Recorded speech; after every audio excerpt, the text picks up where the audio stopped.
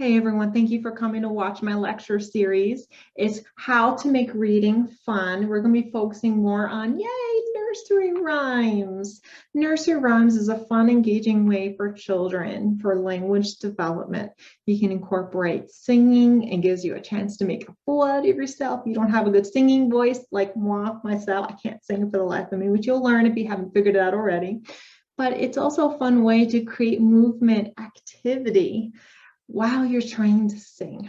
So for those of you who haven't had a chance to get to meet me, my name is Liz. I'm the owner and speech language pathologist at Healthy Speech Solutions. I specialize in online speech therapy for children and adults in North Carolina and Florida. So what can reading teach? That's what I want to know. So we've talked about the first one before, is word imitation. What word imitation means is you say a word, you pause, and you give them an opportunity to say the word that you want them to say. And you can work on articulation, so getting you to sound clear through just repeating words that are difficult for the child to say. You can also encourage language development by encouraging them to produce new words they may not already produce. I can also create, here's a new one, requesting. So after you sing the nursery rhyme, why not have them request to sing it again?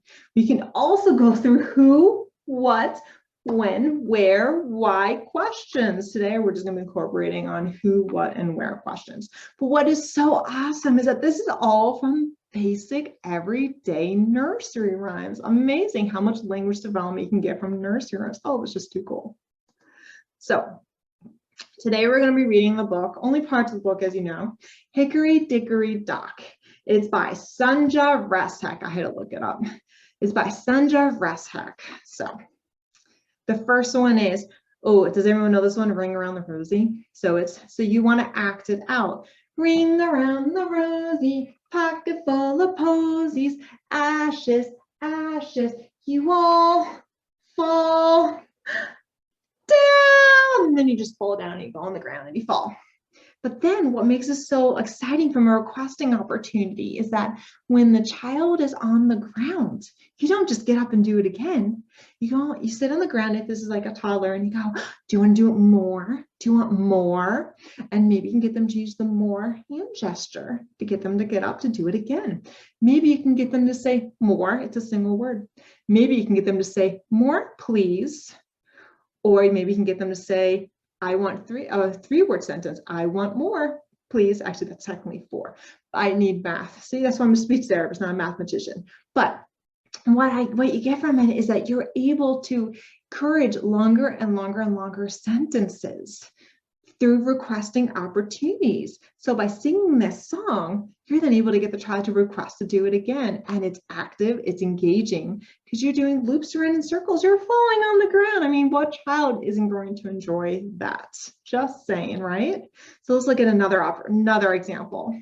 Mary had a little lamb. Everyone knows this one, or almost a lot of people do anyway. So we're going to focus on word imitation. What I mean by word imitation is that I'm going to pause and I'm going to wait to see if the child is able to finish the sentence for me. This only works for children who are familiar with the song and they've heard it before. The first time that they hear it, some of it they may not be able to finish the sentence. Like its fleece is white as, I pause and I say snow, or its fleece is white as, pause, snow. They may not be able to fill in the blank for snow if it's the first time they've heard the song, but if it's something they're very familiar with, then a lot of times children will surprise you and they will complete the sentence for you. Kids are really smart. So you get to hear my voice. You ready? So Mary had a little lamb, little lamb, little. I pause. The child goes, lamb. Nice job. Its fleece is white as, I pause. They say snow. And everywhere that Mary went, Mary went, Mary. I pause and they say went.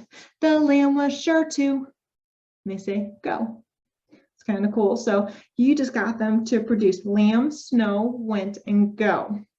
If it's the first time that they've heard this song, then you may want to finish the whole sentence. Its fleece was white as snow, and the lamb was sure to go, and just finish it yourself and not ask them to repeat it if they're not that familiar with the song just yet. This one, everyone knows them too, maybe a lot. Hickory Dickory Dock, okay? So Hickory Dickory Dock is the same way. We're gonna stop and we're gonna give them an opportunity to try to finish the sentence. I'm also gonna be having movements. Clock struck 1, mouse ran down, and then afterwards we can talk about it. So Hickory Dickory Dock, the mouse ran up the clock struck 1, the mouse ran down, Hickory Dickory Dock. Or we can go, Hickory Dickory, you pause, Dock, nice job. The mouse ran up the clock, nice job. The clock struck, they say 1, the mouse ran down, nice job. Hickory Dickory Dock. So you saw how I used the gestures the first time around where I didn't put any pressure on the child to say anything. And then the second time, I may or may not have used the gestures the same way, but I paused to give them an opportunity to try to finish the sentence. Here's another one. Humpty Dumpty sat on a wall. So what I like about Humpty Dumpty is that we can do that expectant pause, and we can do Humpty Dumpty sat on a wall if the child knows Humpty Dumpty. But what I also like Humpty Dumpty is that we can ask who, what, where questions with this one. So it's Humpty Dumpty sat on a wall. Humpty Dumpty had a great fall. Or you would pause and you say, fall. All the king's horses and all the king's men couldn't put Humpty together again. Nice job, again. Then you would say, who sat on the wall? Who is referring to a person. So the child would say, Humpty. Good job. Where is Humpty Dumpty? So where is the location? They would say, wall. You could say, what is he doing? Or what is Humpty Dumpty doing on the wall? Sitting, or he's sitting on the wall. So you could do sitting as a one-word response, or you could do sitting on a wall if you're trying to target longer sentences. So you're reading it, and then you're asking comprehension questions after to help with their understanding of the who, what, where questions, but also giving them opportunity to practice the longer sentence formulation as well. All from nursery rhymes.